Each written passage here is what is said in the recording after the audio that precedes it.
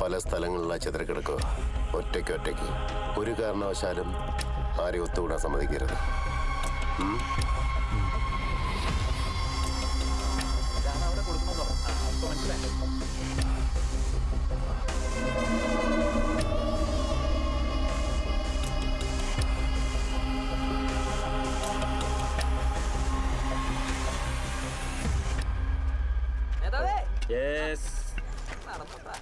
തകർത്തല്ലേ ദേഹണ്ട എന്താ ഭംഗിയില്ലേ. ശരിയാ.